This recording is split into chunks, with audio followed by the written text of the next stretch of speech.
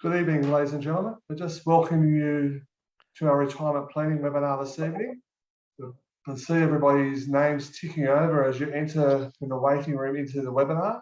We'll start in about 30 seconds or so, just watching these names come through and all the people joining us tonight. So thank you for giving up some of your time this evening. There's still a few more coming through. We've got a good number of registrations for tonight. Okay, it's hit 6 o'clock now. We will start. Welcome. My name is Justin Colley. I'm one of the Business Development Managers of the Australian Catholic Super Retirement Fund. Tonight, we're going to talk to you about retirement planning, and I'm presenting tonight with Paul Sharp. Paul is one of our financial planners. Paul, if you say hello, they can see you when you say hello. Hello, how are you all? So thank you, Paul. So Paul will talk about a lot of our products that we offer and also a bit of our financial planning advice of how we can assist. If you've got any questions throughout this evening, please put them through the chat box or the Q&A box. I am monitoring those as we go through. We have a tight schedule for tonight, so hopefully we have all the presentation done by 7 o'clock. If we've got any questions, at the end, and we've got time, we'll answer them. Otherwise, your local RM will call you tomorrow and answer those questions one-on-one with you. I've been told we're already getting a message through. There's a lot of feedback, so I do apologise. I'll try and rectify that in the background here. It's maybe the air conditioning in the building, so I'm just going to turn that off. So hopefully it was the air conditioning and that improves shortly. So also this webinar is being live streamed on Facebook, so you will be able to go back and watch it, a replay through Facebook, and also a recording will be on our website within the next 24 to 48 hours. Before we start today, we start by,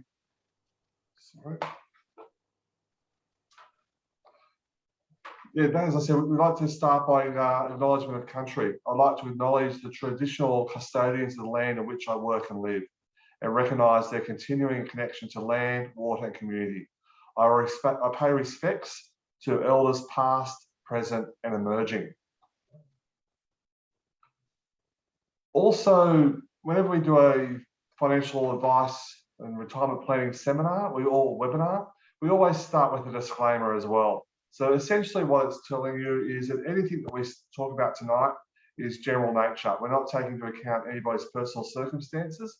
Should you want personal advice that takes into account your own personal circumstances, please contact a licensed financial planner such as Paul, and we've got a number of financial planners around Australia, and I do know that we've got a large number of members on here from outside of Sydney. So for me, there's a lot of retirement goals people have, and about talking to Paul about those and talking about how much money you need in retirement, and that can be a difficult question, because how long is a piece of string? Paul, did you want to just go through that? I'm just going to try and fix up some sound in the background. I think it's my PC, but you're good to go. Yeah, I mean, the question of, the biggest question we're always asked, the most common is, well, when can I retire, and how much do I need to retire on? The barefoot investor thinks you only need, a couple can retire on 250,000 in super.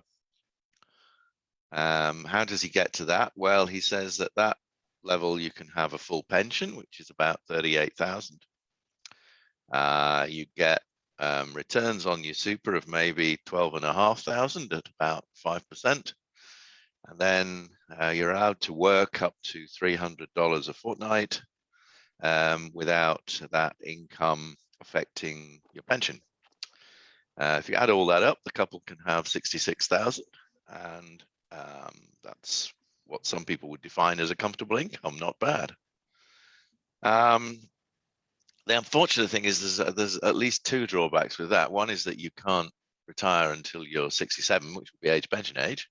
and you do have to keep working for the rest of your retirement to some extent, and not everybody wants to do that. So there's the three main questions are, around your retirement is, well, when do you want to retire? How much do you want to spend in retirement? And how long do you want your money to last? And as Justin says, well, that's as long as a piece of string. People's retirements can look quite different. Is your retirement going to be just simple family time, simple holidays, and a bit of gardening? Or have you got more ambitions to do a lot of international travel? Are you going to go out a lot more? And are you just going to spend more on your general expenses? So for each individual, which is why what we look at as planners, for each individual, it's very different. And what they need in retirement and how long their money is going to last is going to be a very, very personal thing. Yeah, thanks, Paul. It's often there's a survey that's done each quarter by ASFA, which is the Association of Superannuation Funds of Australia, and they work out how much you need for a comfortable and modest lifestyle. Compare that to a single, compare that to the age pension. Paul, did you want to touch on that? Yeah, so the Australian Association of the Australian Superannuation the Association of Superannuation Funds of Australia publishes guidelines or of what you might need in retirement, which are interesting to look at.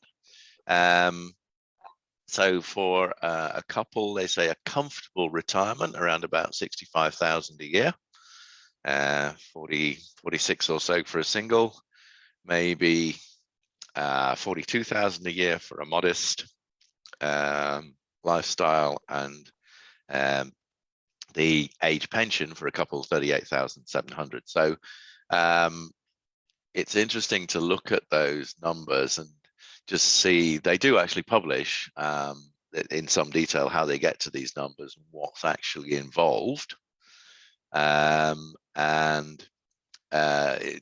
It's interesting. You look it up online, but a comfortable lifestyle is still not. It's not exotic. They're talking about allowing for maybe an annual holiday in Australia each year.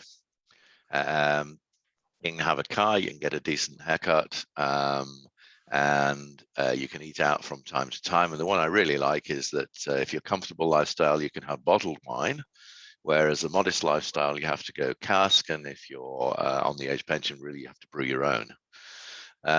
So we're not talking about the 65,000 a year that is called a comfortable lifestyle or came from that barefoot investor example. It's not it's not an extravagant lifestyle by any means. I know a lot of people who on that comfortable lifestyle or close to it is still like brewing their own, Paul. So there's nothing wrong with that. I brew my own and have done for a very long time. Very good.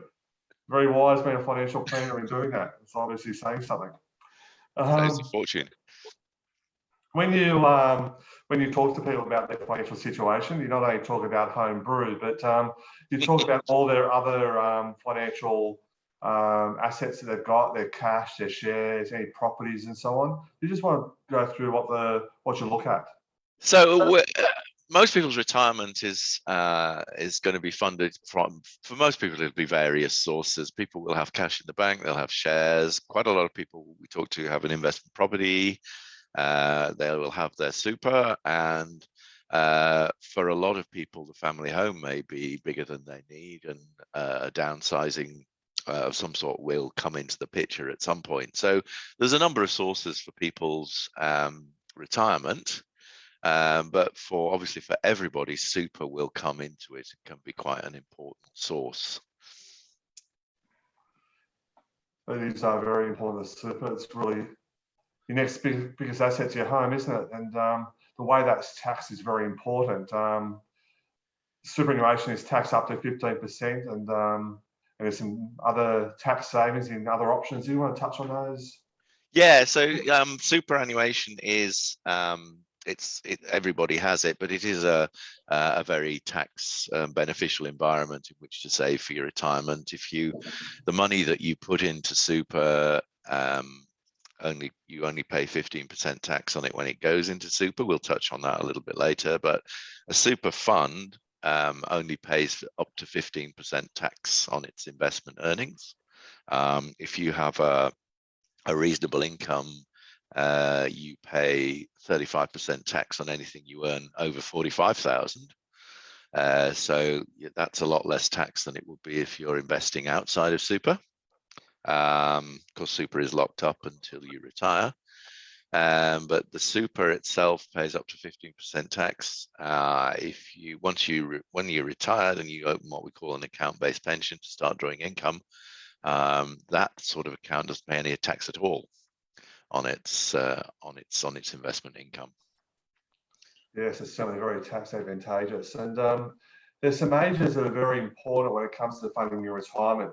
I'll just touch on these ages 58 and 59. That's really when you can access your superannuation once you're gainfully you're retired from the workforce and no longer gainfully employed. You can work up to 10 hours, but for all intents and purposes, you have retired. People aged between 60 and 64, you can access your superannuation once you leave your employer. You can leave your employer tomorrow, start a new job next week. That's a condition of release to get access to your super. One very important caveat, though, on that one is for people in Catholic education, especially in the systemic Catholic schools. If you work, I'm sitting here in the Sydney diocese. If you work in, say, for Sydney diocese, you can't go from one school in Sydney to another school within the Sydney diocese. That's the same employer. But I know Paul's sitting at the Broken Bay diocese, or a suburb within the Broken Bay diocese at the moment. So if you went from Sydney to the Broken Bay diocese, that's a condition of release to get access to your superannuation. And you can do that between ages 60 and 64. And then people aged 65 and over, you can get access to superannuation whether you're working or not. And that's also quite an important point as well, because a lot of people may want to take out a small amount on their 65th birthday to pay off their final payments of their mortgages and so on. So they're all important things to remember. The government also encourage you to be self-funded retirees, and one of the ways that they do that is to encourage you to salary sacrifice into superannuation and put an additional amounts in there. And instead of paying tax at your marginal rate, you're only paying tax at 15% on the amounts that go into superannuation. And Paul, in our next slide, will run through an example.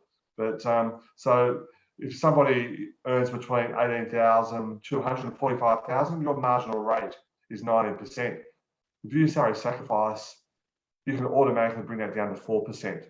Most people are on a tax bracket of 45,000 to 120,000, which is at 32.5% tax. That's an automatic tax saving of 17.5% on the amount that you put into super on that tax bracket. Paul, did you want to go through an example? Yeah, so this is another reason why super is a tax-friendly environment, because you can put money in, as Justin said, and save tax. So if we take this example here, this is somebody who's earning, say, 100,000 a year. That would be $3,846 a fortnight. If they do 5%, that's $192 being salary sacrificed into super.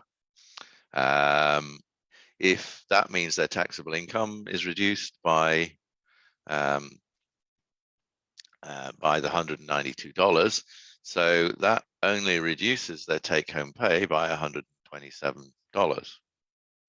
But in the meantime, the salary sacrifice is only taxed at 15%, so they've actually got $163 into their super.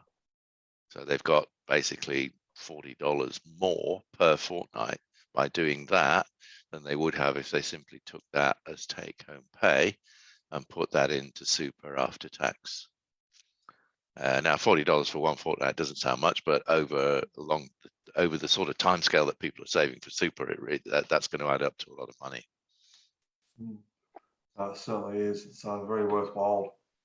Now, there are limits, though, on how much you can put into superannuation, and your employer contributions, which are your 10% that your employer currently puts in, as well as those salary sacrifice contributions we just spoke about, as well as any additional employer contributions that may be put in on your behalf, as well as any personal deductible contributions. They're all the types of contributions that are taxed at 15%. There is a limit there, though, on how much you can put in.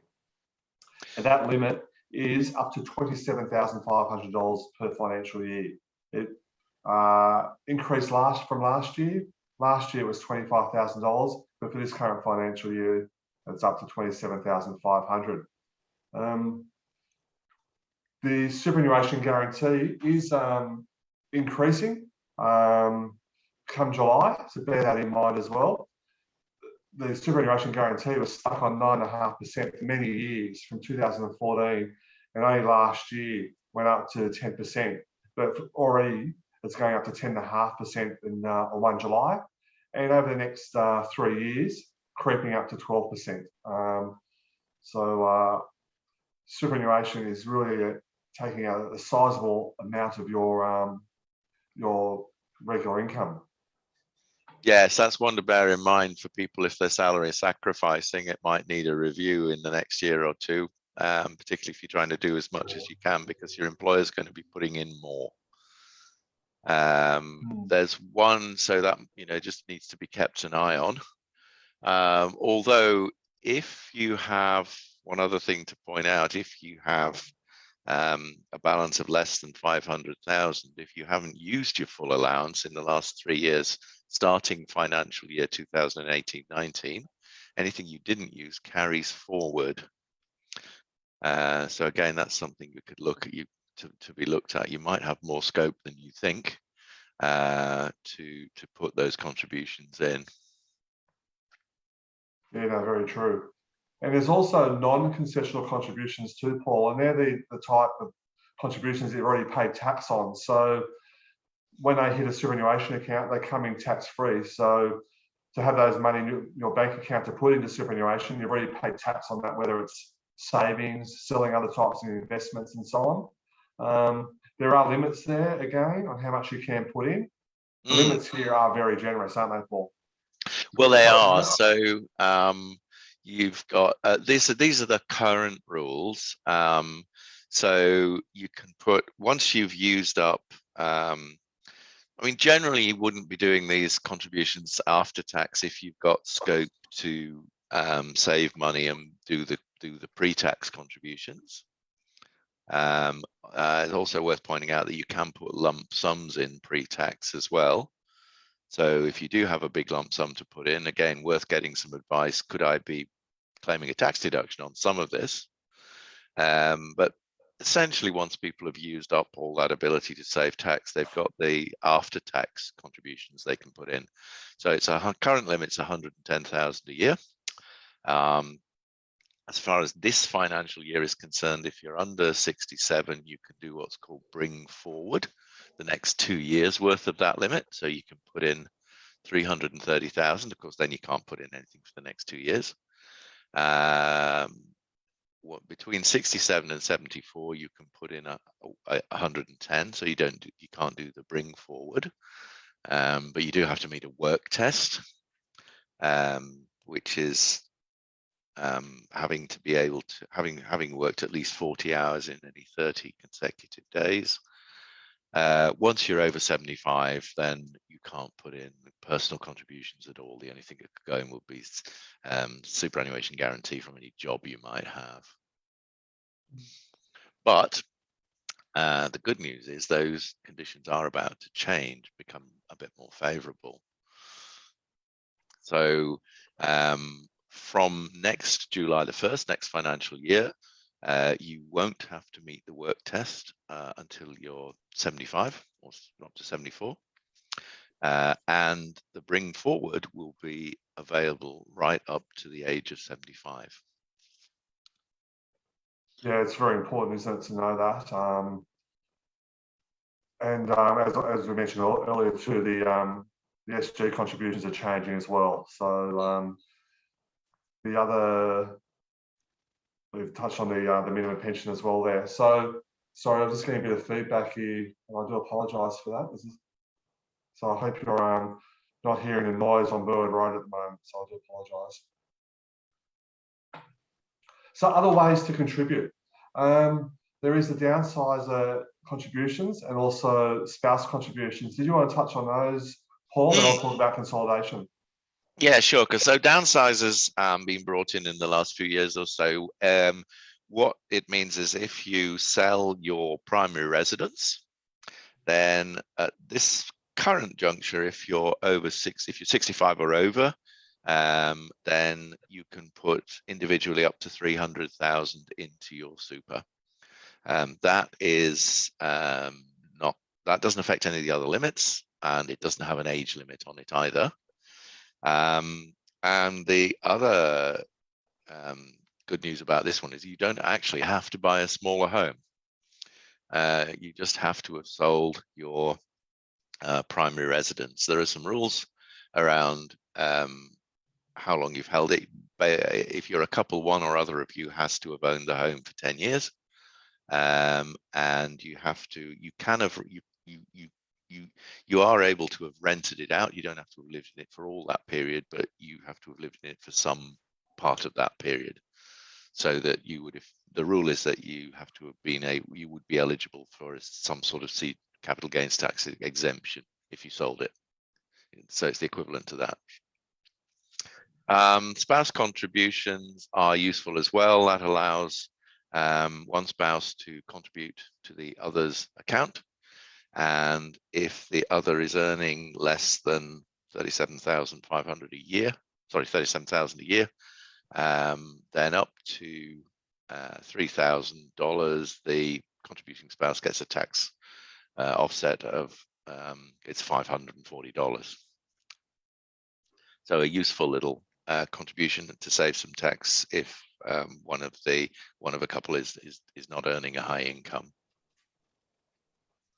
Great.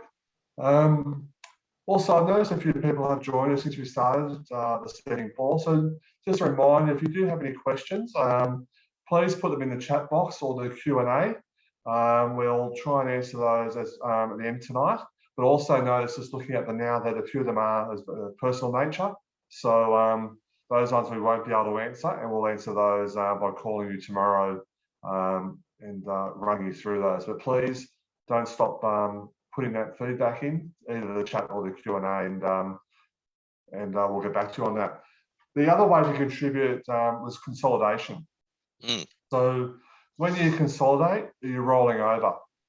It's a good idea to consider rolling all your money over and keeping it all together. That way, it's only one fund to keep track of. You're not paying duplicate administration fees and so on. It is very easy to do now, though. I remember when I first started superannuation many years ago, probably closer to 30 years ago now, it was very hard to roll money over from other funds. Over the last few years, the government have made it very easy to consolidate your superannuation through the MyGov app. Many of us have mobile phones with the MyGov app with a link to the ATO. If you go onto the ATO section of the MyGov app, or you just log directly into your ATO account, the Australian Taxation Office account, you can look for the superannuation tab. It will list all your superannuation funds there. You can choose Australian Catholic Super as your primary superannuation account, and then choose the other funds that you want to be rolled over to us. And then the government the ATO will then send messages to those funds to roll that money across to Australian Catholic Super. So it's very easy to do. You don't have to find membership numbers, provide certified ID, and all those type of things. So there is just one thing to consider, though. If you've got insurance with multiple funds, you may want to make sure that you're covered for life insurance first, and maybe have a chat to our limited advice guys, which we'll talk about later on, and they can help you with your insurance. Also, our call centre can help you roll your life insurance with those other funds to Australian Catholic Super and add it to the insurance you've got with us before you roll any monies across. to make sure that the insurer will accept the underwriting first before you transfer anything. So we are always here to help you, either through our limited advice team who can help you with the insurance, or through our call center team as well. Now, sorry.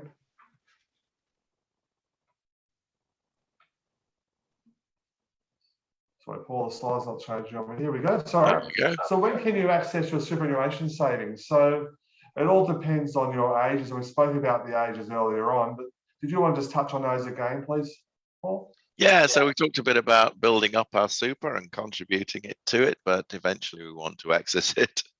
As Justin said, there's three main ages to consider. One is, the first is to be able to access your super, you have to have reached your preservation age. So that's the age at which you can first access your super without being either in financial difficulties or disabled and so on. Your preservation age depends on your date of birth. Essentially, if you're born after 30th of June 1964, that's age of 60. If you're born the 30th of June, the years before that, it's either 59 or 58. Now, if you want to access your super before the age of 60, and you've met your preservation age, you still have to be what we call genuinely retired. So you have to have given up employment and not be intending to work more than 10 hours a week. As Justin mentioned before, once you're over 60, you can access your super if you've ceased an arrangement of gainful employment. So essentially given up one job and started another. And you still count as retired. So then you can have access to all the super, at least, that you've accumulated up to that point. Once you're 65, everybody has full access to their superannuation, and you can take out as much as you like. Thanks, Paul. And just circling back to the previous slide, I just had some questions just about the spousal contribution rules. There may have been some interference. Can you just repeat the rules for the? Yeah, so if it's possible for one spouse to make a contribution, it's an after-tax contribution to the other spouse's account. And if the spouse who's receiving the money doesn't have a high income, then the contributing spouse gets a tax offset. So if the receiving spouse is earning $37,000 a year or less, then the contributing spouse gets an offset of 18% up to $3,000. What that works out to is you'll get an offset of $540 on $3,000. Great, thank you. Answers the question? Yes, I think so. Then there's also many ways you can access your superannuation, and that's really through a lump sum or income stream. And we're going to go through those in a bit more detail, especially income streams in a moment. Did you want to make any comments there? No, not really. I mean, once you've reached your condition of release, you can take lump sums or income streams. The only thing I find that people often don't realize is that you can take a lump sum out of your super, but you can also take a lump sum out of your pension as well. So a pension a pension account's not limited to taking regular income. Right. And moving from super to the allocated pension is you've really got to have all your money into a superannuation account first. Because once you start a pension account, you can't add to it. And it's very important to remember that. So your superannuation account needs to have all your personal contributions, both those contributions on a pre and post-tax basis, as well as those employer contributions we've spoken about, any more lump sum contributions, any government co-contributions as well for low income earners who the government may make a co-contribution. Those of you who've rolled over and decided to consolidate, the downsides of contributions that Paul mentioned, all come out of all have to be in the superannuation. as well as the investment earnings that's made along the way, then that all gets transferred across to the pension account. And once you've taken that pension, you can't add to it. The only money going into that will be the investment earnings that's making along the way, as then the money coming out will be the regular pension income payments, and the lump sum withdrawals.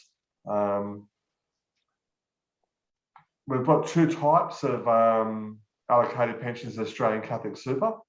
A transition to retirement pension and allocated pension. Paul, did you want to talk about the transition to retirement first, please? Yeah, so a transition to retirement pension was really designed originally for people who want to get to the age of 60 or get to their preservation age and decide they want to reduce their working hours and use their pension to use their super to make up the rest of the income. That was the intention. So it does actually allow people to take money out of their super whilst they're still working. So you can move some or all of your money to a transition to retirement pension, and you can take some income from it.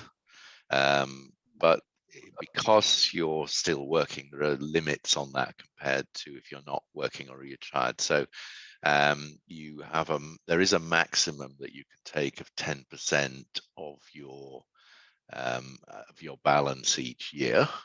It has the same minimum as other pensions, which we'll come on to. And the transition to retirement pension is taxed the same as a super account, so it does pay tax on its earnings, but it does allow you to get access to some or all of your super once you've met your preservation age, and once you're over 60, that will be tax free. And the other thing about these is that whilst it's technically regarded as income, you can take that income with different regularities. You can actually take it as a yearly payment. So for some people, it allows them to essentially take a lump sum out of their super. And there's nothing to stop you taking that lump sum out and then rolling it back into super and putting it back to super so that you don't need to use it again. And then the other type of pension we offer is the allocated pension, as I touched on earlier. And they're very similar, aren't they, Paul? There's really only 2 or 3 differences. Yeah, so once the allocated pension is what most people will open when they retire. So they want to use, and the difference between this and super is that the allocated pension allows you to take regular income. So if you want to withdraw from super, it has to be a lump sum. An allocated pension allows you to take a fortnightly income, and that means you've got effectively, what you see, that's your pay packet in retirement compared to when you were working. Now, so that's the benefit of the pension account, is it allows you to take that regular income. It also earns a slightly better rate of return because it doesn't pay tax on its income. You can take as much as you like from that account once you've met the full condition of release. But there is a minimum that you have to take out. In normal times, for anybody that's 65 to 75, say, let's say that one, it's 5%. That minimum, just for the moment, because of COVID and market turbulence, the government has halved that minimum. So that's 2.5% for this financial year, and it will be 2.5% again next financial year. Great, thank you. And we offer 2 types of allocated pensions. One is the Retire Choice allocated pension, and then the other is the Retire Smart. Did you want to explain what the Retire Choice is, please? Yeah, so Retire Choice is gives you a complete investment menu. So it allows you to choose whatever investment mix you like. So across all our options. So we've got, it has essentially all the same investment options, if we look at the next slide, as the super account, apart from the lifetime one. So if you want the diversified funds, depending on your attitude to risk, you can have a capital stable fund, or if you want to take more and more risk, there's balanced, there's conservative, there's balanced, growth and shares. So, and then there's the single asset options if you want to pick those. So it allows you the full range of risk of investment mixes, and it allows you to choose whatever investment suits your appetite for risk, or a mix of them if you want.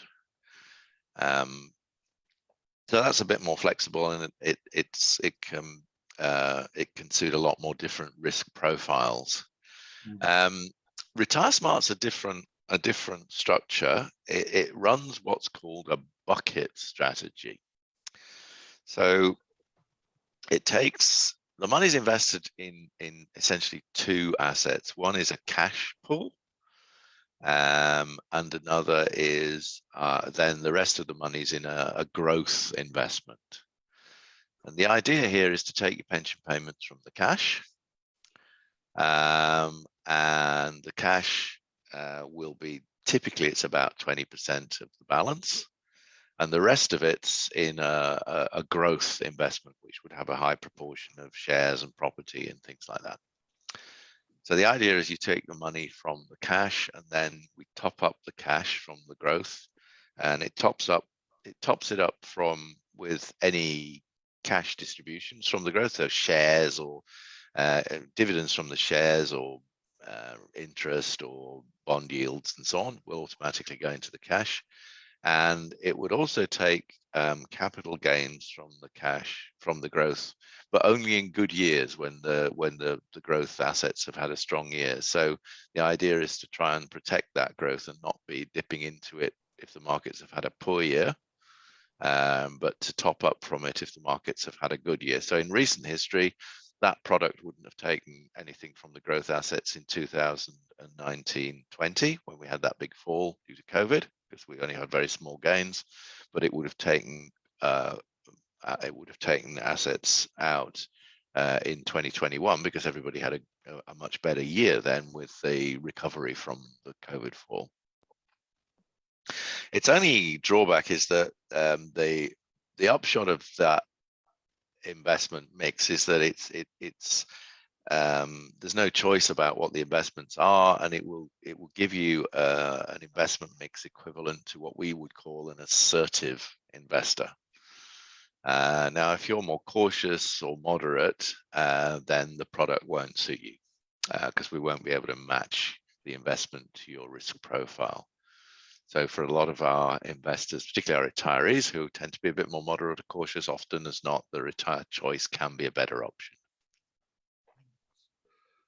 Thanks, Paul. Paul, when members come and see you, they want to ask you lots of questions about when they can retire. Do they have enough? I guess your role as a financial planner is to do some projections and take into account what the sources of income that their retirement payments or retirement income will look like, whether it's fully self-funded or partly funded by Centrelink or other types of income. Did you want to just go through an example of the calculation? So this is the bread and butter of what we do, Justin. Clients, more as often as not, when they come to see us, they want to know if they can retire.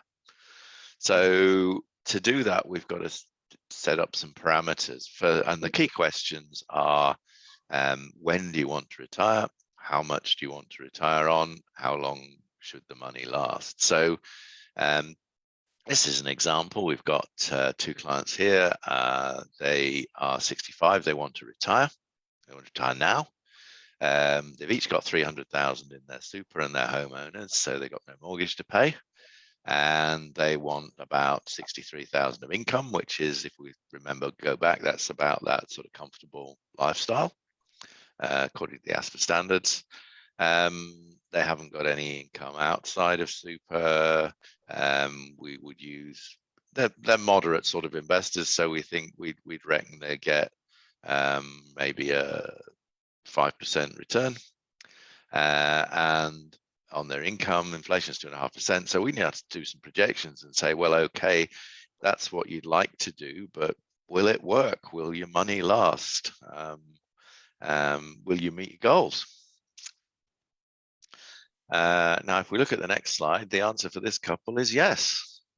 So the output, one of the core outputs of our financial advice would be a chart like this one and the next one, where it's showing this is your current assets. How long will they last if you and give you that income of 63,000?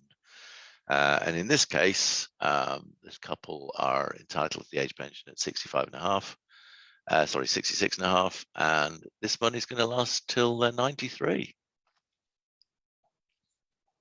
which is about 5 years beyond average life expectancy, which is about 85 for males these days, 87 for females. So they're going to be reasonably well provided.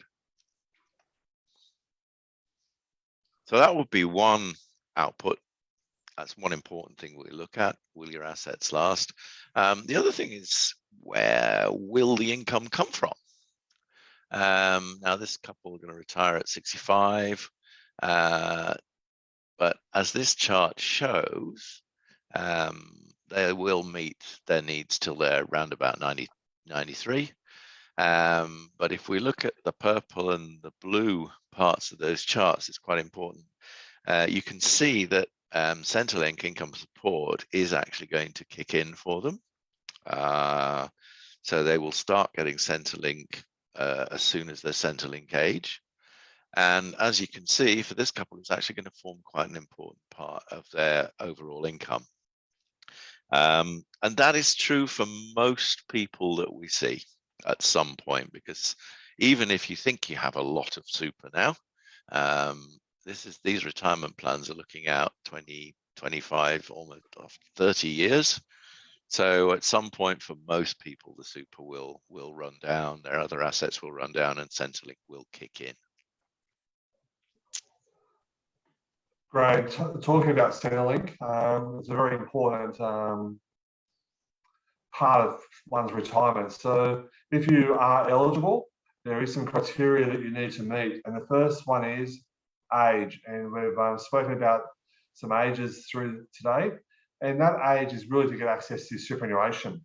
That age to get the Centrelink is different. And the next slide we'll talk about the age. There's also, you need to be an Australian resident. You also have to have a fit within the assets test limits and also the income test limits. And then there's also then payment rates that you would be eligible to receive. Now, Paul, the age pension age has been, well, I think when I was a child, I think people used to say it was around 60. Then it was around 63. Now it's 65 and going up to 67 next year. So yes, it's just showing how long ago your childhood was, Justin. Sorry, my age. But these days, for most people, it's 67.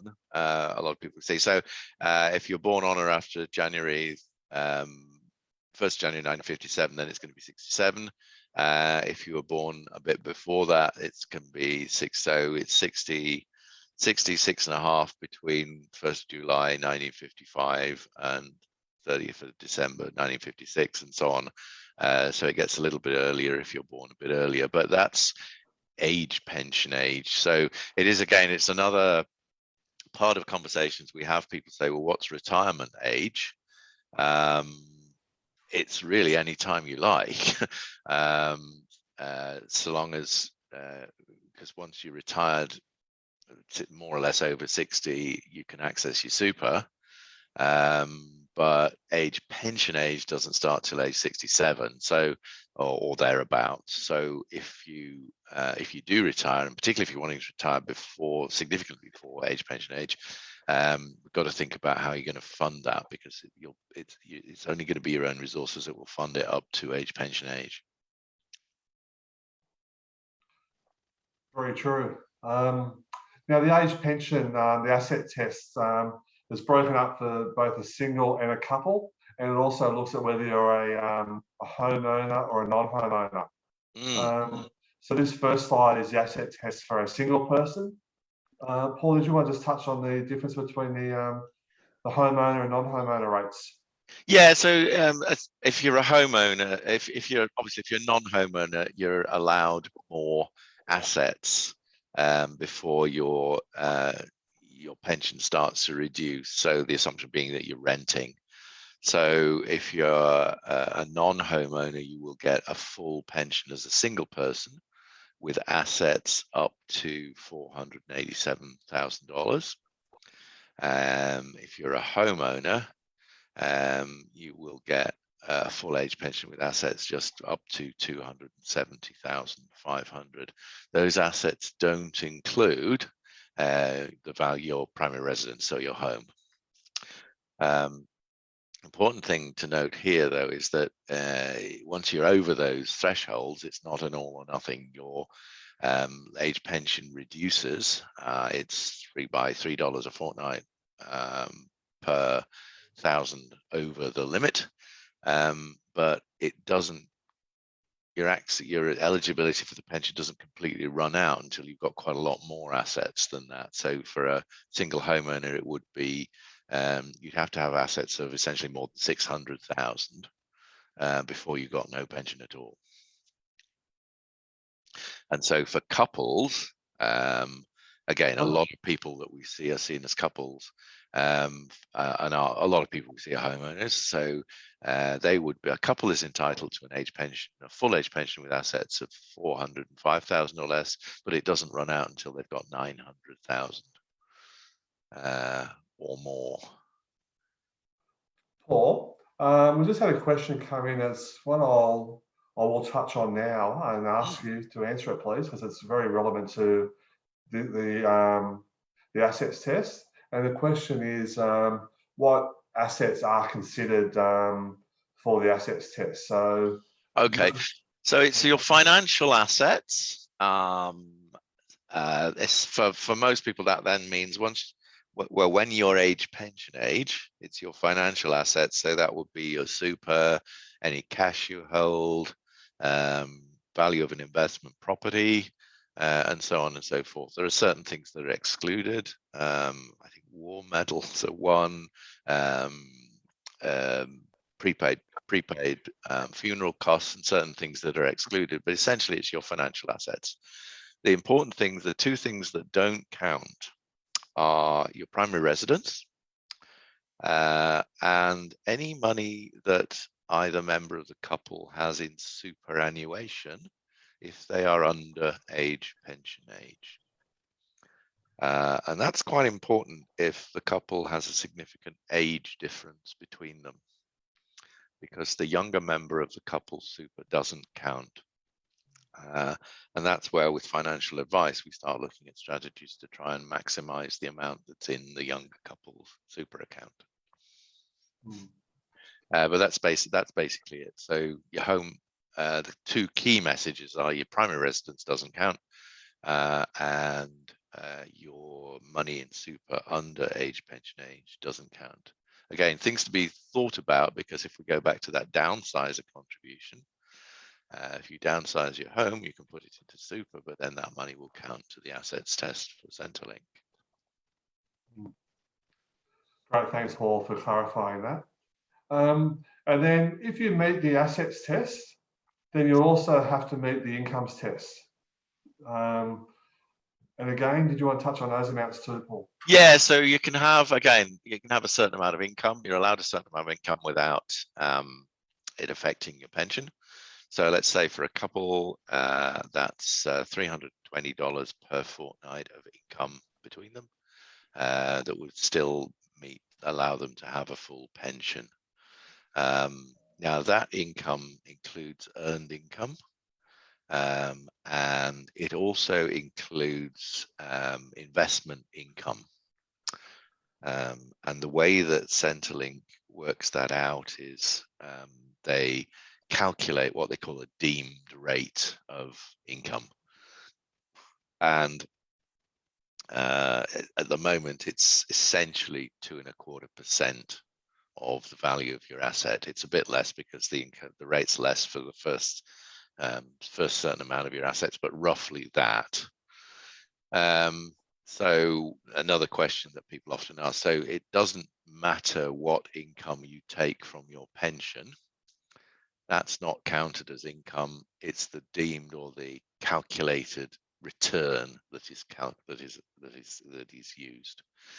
And as we touched on and right at the beginning, in addition to that 320, you are also allowed, if you work, there is the work bonus, so you're allowed another $300 per fortnight each if you're earning without touching on that limit. But again, it's not an all or nothing.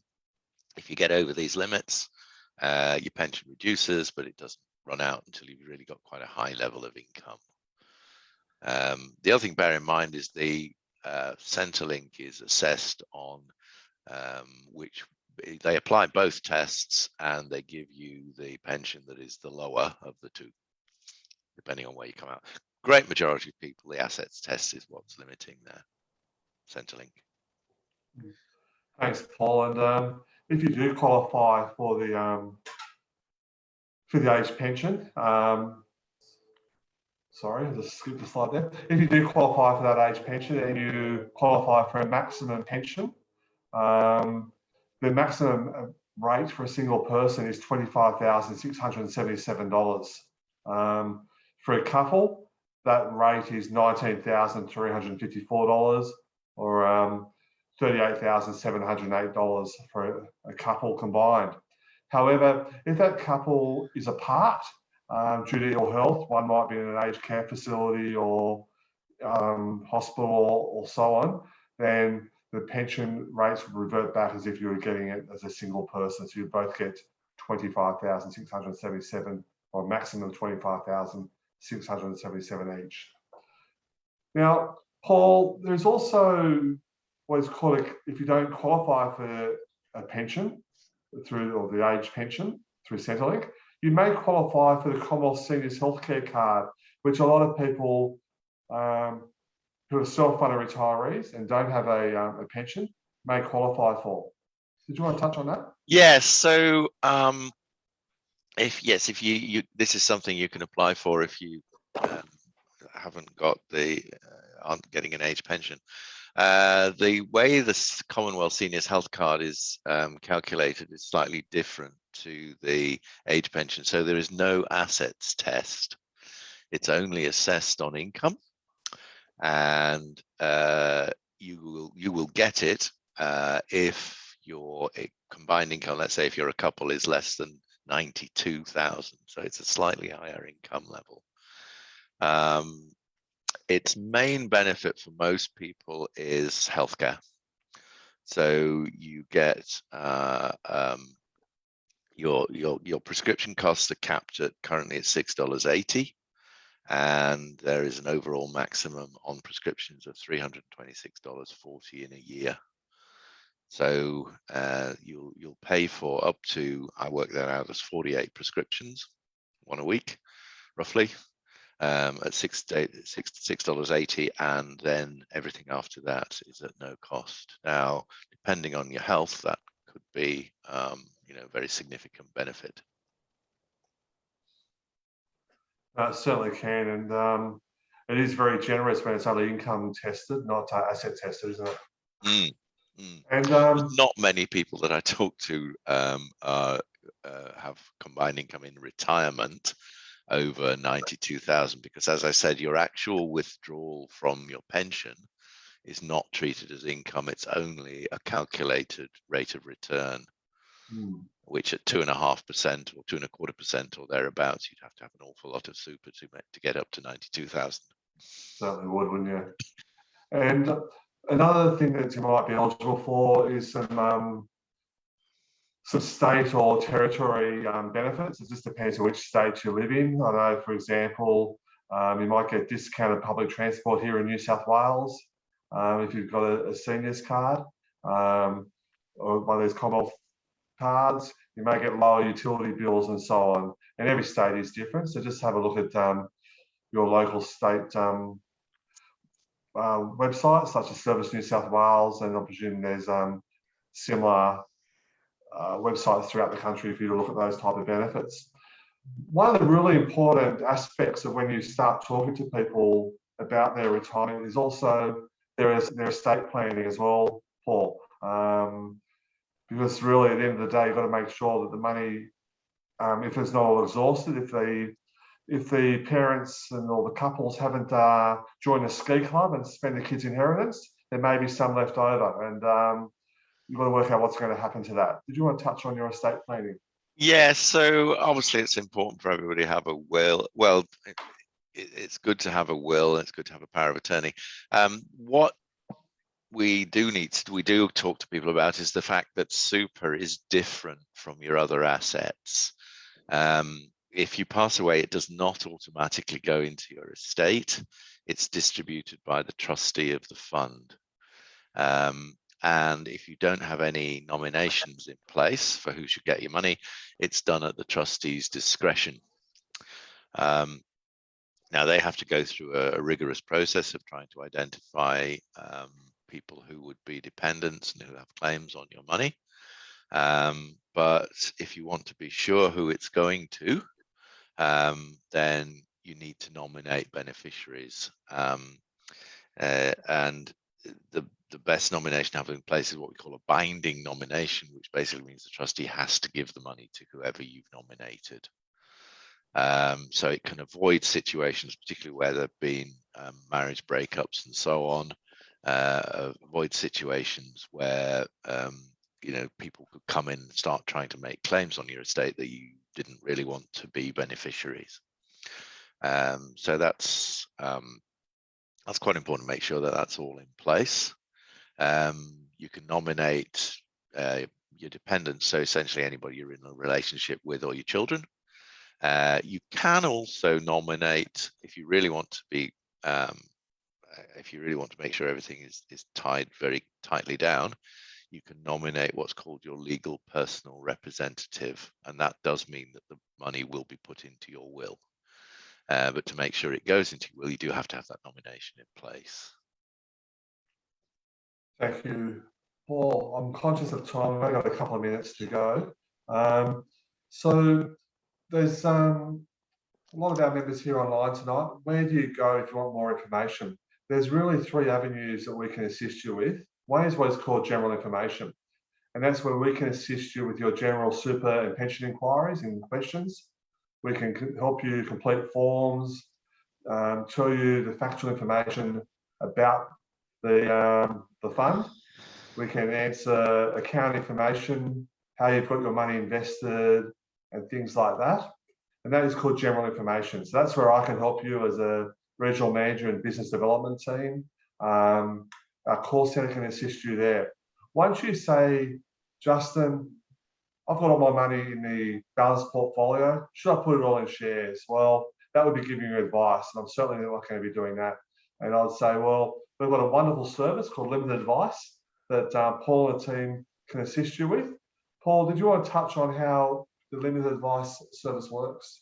Yeah, so we do, and this is a relatively simple advice service. It's for our members, so we can't advise members outside the fund, but we can give you over the phone advice and talk about how your money is actually invested within the fund. What sort of mix have you got? How is it spread between shares and cash and bonds, and how much risk are you taking? How much are you comfortable with? We use a risk profiling tool to do that. We can talk about putting money into the fund and the different, what's the best way to put your money into the fund, pre-tax, post-tax, how much are you going to hit the limits and so on. And we can talk about insurance within the fund. So I have a review of everybody in the fund will have a default amount of insurance because we have to give some by law, but is that right for you? Do you need it? Do you need more? Do you need it at all? But those are, it's a relatively simple service, and it's designed for members of the fund. So we're restricted on what advice we can give if you've got several funds or insurance elsewhere. So we really can't give insurance advice if you have insurance with other providers, because we need to do a comparison, and it's difficult if you've got several funds and you're contributing to several funds. because we need to get the information about the other funds. But it's a good start. Limited advice for a lot of people. We can have a conversation. We can also, in those conversations, just give general information about how super works. But if you want a more detailed view of your financial plans, your goals, will you meet them? What can we do to improve your situation? Then comprehensive advice is we also offer. Now that is at a fee. Your first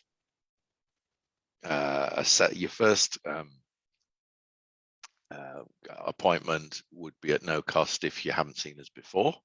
So if it's really your first time you've ever seen a planner, but then there is a fee, we quote a fee for the advice. But we're looking then at the whole situation.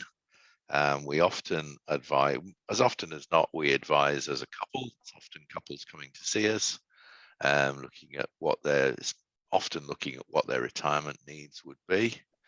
And we can then look at the whole situation. The core of what we do is the 2 points in the middle. The main question people have is, well, when can I retire? Will my money last? But then around that, we try and see what else we can do.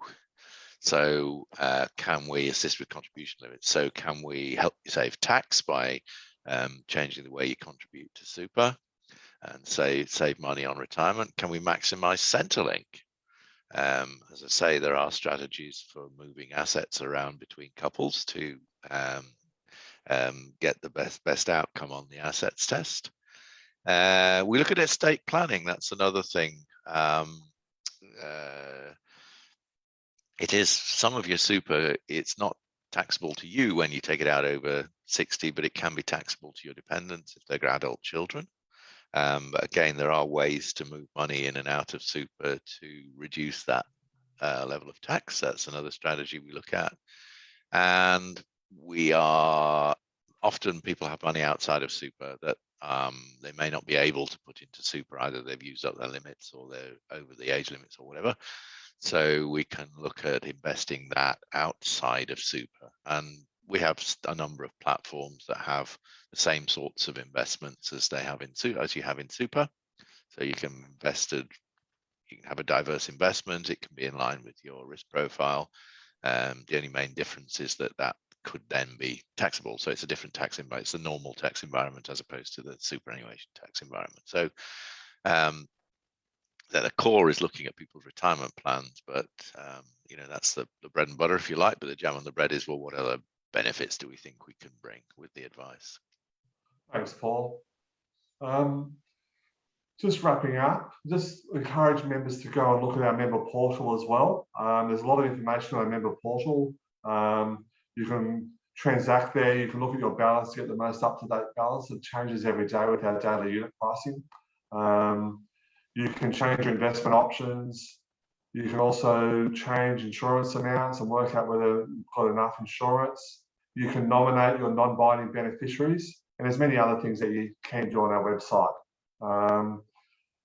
or through our member portal. Do you also, what can you do right now? Well, log into your portal, speak to your local regional manager, and some of those will reach out to you tomorrow if you put a question in the chat box. We've touched on a few questions already tonight. I'm just looking at them at the moment. We've touched on a few. We've run out of time, so we will do any other questions one-on-one tomorrow. We'll give you a call there. And also talk to our financial advice team. It's really important to have a chat to them. Later on this evening, you'll receive an email from the fund with a survey about the webinar this evening. Could you please complete that? It helps us improve these webinars as we go forward. But also there's some a box there if you want more information. And you can choose one of those three options that Paul and I spoke about, whether you want to be followed up for comprehensive advice, limited advice, or just general information. And again, one of the team will call you in the coming days to have you complete that survey. You can call our call centre on 1300 658 776. They're sitting outside me here and have just knocked off about 5 minutes ago. They finish at 7 o'clock New South Wales time. And during the daylight saving months, they're here till 8 p.m. Sydney time to cater for our friends in Western Australia. It'll be 5 o'clock over there for them.